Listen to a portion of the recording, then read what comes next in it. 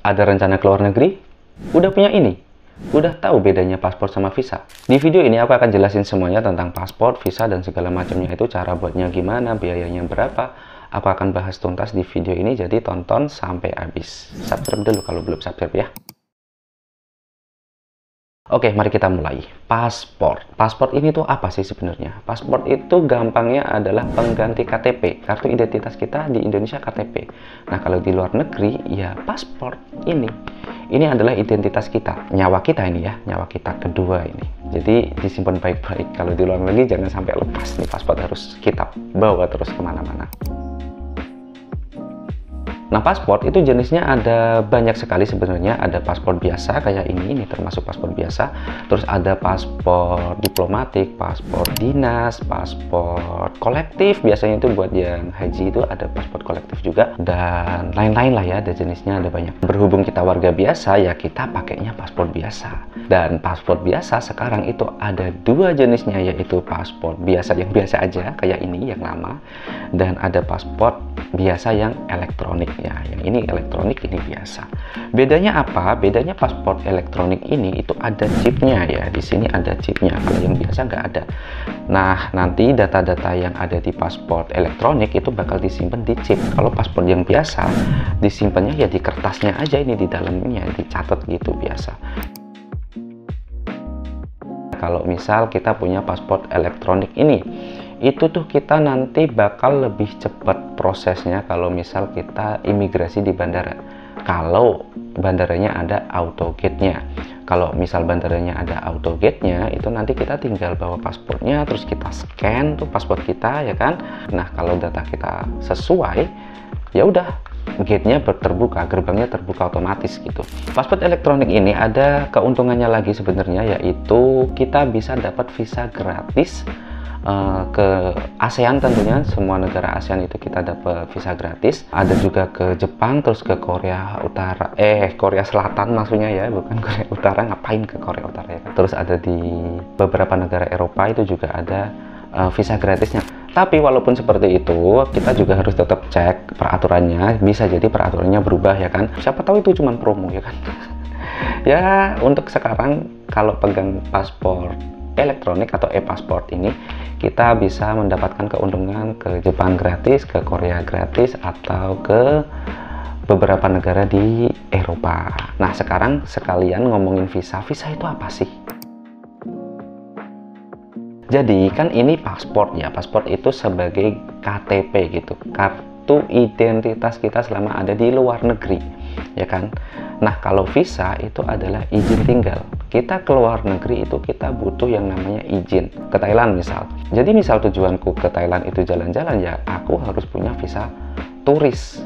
Terus kalau misal aku pengen kuliah gitu, aku harus punya visa studi atau visa pelajar. Terus kalau misal aku kerja, aku harus punya visa kerja. Nah gitu. Nah, visa kalau yang di paspor biasa seperti ini itu ditempel di bagian dalam sini ya. Ditempel aja gitu, ada penjelasannya visa apa gitu, berlaku sampai kapan. Nah, kalau yang elektronik ini nanti bisa tercatat secara apa namanya di chipnya ya, nggak perlu ditempel-tempel lagi di halamannya. Terus kalau yang visa gratis itu maksudnya apa? Nah, gini, sebenarnya izin tinggal itu sebenarnya nggak gratis. Misal kita ke Thailand, itu kan kita bisa dapat visa gratis selama sebulan. Asalkan kita punya paspor, kita itu bisa ke Thailand selama sebulan secara gratis. Sebenarnya nggak gratis. Kenapa bisa gratis? Karena negara kita, Indonesia, itu punya hubungan diplomatik dengan Thailand. Ibarat kata negara ASEAN itu kan ada Indonesia, Malaysia, Thailand, dan lain-lain ya kan. Nah, itu udah temenan tuh. Jadi kayak kalau mau kesini aja gratis gitu. Kalau orang lain harus bayar tuh. Kayak misal orang dari negara mana gitu ke Thailand, walaupun cuma jalan-jalan, itu mereka harus bayar visanya. Tapi berhubung kita temen, jadi kita ke sana udah pakai paspor aja udah cukup lah. Nanti untuk visanya kita gratisin gitu. Nah, kalau mau lihat perbandingannya, aku kan udah pernah nyobain pakai 3 visa kan di Thailand. Visa turis ini gratis. Terus ada visa pelajar ini bayar, terus ada visa kerja juga, itu juga bayar. Nah, kalau mau tahu segala macam jenis visa itu kamu bisa ke videoku yang ini. Di situ aku bahas banyak banget tentang visa, terutama visa-visa yang ada di Thailand gitu ya. Oke, sampai sini paham ya bedanya paspor sama visa. Paspor itu cuman sebagai KTP kita, identitas kita. Kalau visa itu izin tinggal kita gitu. Nah, sekarang lanjut gimana caranya bikin paspor. Oke, sekarang kalau mau bikin paspor itu disarankan banget pakai aplikasi yang namanya mPassport ya. Tapi masalahnya ratingnya mPassport ini di Play Store kayak gini. Mohon maaf banget nih ya, Ditjen Imigrasi. Ini aplikasinya ratingnya segini banget loh ya. Ini banyak banget keluhan dari user, terutama di masalah login itu agak susah. Terus banyak juga yang crash, force close gitu, tiba-tiba keluar sendiri gitu. Banyak banget yang kayak gitu. Jadi ratingnya jadi segini, ini perlu diperbaiki banget sih Pak ya. Tapi di HP ku aman ya, jadi kalian bisa dicoba dulu lah ya. Semoga aman-aman aja. Kalau nggak aman atau aman gitu bisa coba nanti laporan di komen gitu. Punya aku aman, punya aku nggak aman gitu. Oke, aku nggak bisa ya, berarti kalau udah bisa silahkan disiapkan KTP, terus kamu daftar itu, bikin akunnya di situ. Nah, kalau udah masuk di beranda, kamu lanjut aja klik pengajuan permohonan ya kan, terus pilih yang reguler aja. Kalau percepatan itu kita harus bayar 1 juta ya, biar cepet jadi gitu. 1 juta bro, buat nyepetin doang ya kan, duitnya siapa ya. Tapi kalau mau cepet, kebutuhannya mendesak banget, misal besok udah harus berangkat ke luar negeri gitu, ya udah kamu bisa pakai percepatan itu, fitur percepatan yang bayarnya 1 juta itu, sehari 2 hari jadi gitu. Oke, jadi kita warga biasa, uang pas-pasan, pilih yang reguler aja. Terus pilih kantor imigrasi terdekat ya, terus pilih paspornya mau yang elektronik apa biasa. Kita coba yang biasa dulu ya. Kalau mau e-paspor langsung ya nggak apa-apa, ntar bisa diubah-ubah kok, aman-aman. Mau pilih yang e-paspor dulu atau yang biasa juga nggak apa-apa, ntar di akhir tetap bisa diubah pilihannya. Terus lanjutkan aja foto KTP, diupload juga bisa. Terus isi data diri, udah tinggal dilanjutin aja itu ya, prosesnya gampang. Kalau ada pertanyaan ya dijawab aja dengan jujur. Terus kalau dimintain dokumen, usahakan dokumennya itu kalau misal foto gitu ya yang jelas tulisannya, jangan ngeblur gitu ya. Terus lanjut pilih tanggal waktu perekamannya, lihat mana yang kosong dan sesuai sama waktumu. Nah, di sini kadang yang paspor biasa itu pada penuh tuh. Aku dulu coba ganti-ganti di imigrasi, beberapa tempat imigrasi itu banyak yang kosong, nggak tahu kenapa ya. Kenapa nih Pak? Kenapa pada kosong Pak? Apakah emang mau dibikin yang elektronik atau emang sebanyak itu orang bikin paspor? Nggak tahu lah ya. Jadi waktu itu aku coba di Pati, Semarang, di Purwodadi, Grobogan situ. Aku cobain semuanya hampir rata-rata itu penuh gitu. Ya akhirnya aku ganti sama e-paspor dan hasilnya kosong bro. Kosong. Nah, di situ tinggal pilih harinya, kita mau ke kantor imigrasinya kapan dan jam berapa. Nah, terus kalau udah beres semua, cek lagi, pastiin semuanya udah bener, terutama data diri kamu, nama kamu, alamat, dan segala macamnya itu.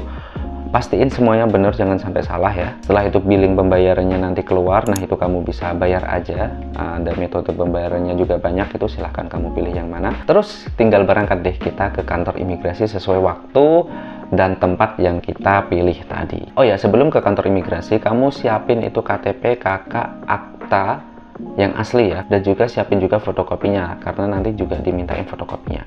Oke, itu sampai kantor imigrasi nanti kamu tinggal ambil antrian aja. Kalau nggak tahu tinggal tanya satpamnya ya, ada yang jaga, tenang aja. Terus habis itu dipanggil itu nanti kamu akan dicek apa data-data yang kamu bawa itu, KK, KTP dan akta asli, dan juga fotokopinya nanti diminta. Ya ngisi-ngisi di situ, dan apa namanya, wawancara, nanti diwawancarain, ditanya-tanya ngapain bikin paspor, mau kemana, ya udah dijawab aja dengan jujur ya. Karena ya wawancara itu sebenarnya cuma memastikan kalau kita itu mau ke luar negeri itu nggak jadi TKI ilegal gitulah ya, nggak jadi orang-orang yang ilegal di sana gitu ya. Sebenarnya cuma itu sih, kalau tujuan kita jelas pengen jalan-jalan aja gitu, ya udah gampang, beres, aman. Nah, setelah itu beres nanti kita diarahkan ke ruangan lagi. Itu kita ngantri dikit, terus di situ kita waktunya untuk foto, terus apa namanya, perekaman sidik jari ini 10-10-nya, terus sama scan muka juga. Yang penting jangan lupa ngaca biar fotonya di paspor itu bagus, karena itu nanti bakal 10 tahun foto itu dipakai ya kan. Nah setelah itu nanti dikasih kayak tanda terima gitu buat ngambil paspornya lagi, biasanya seminggu jadi, dan ya tinggal ngambil aja lagi ke kantor imigrasi. Nah sekarang apa yang belum, harga ya.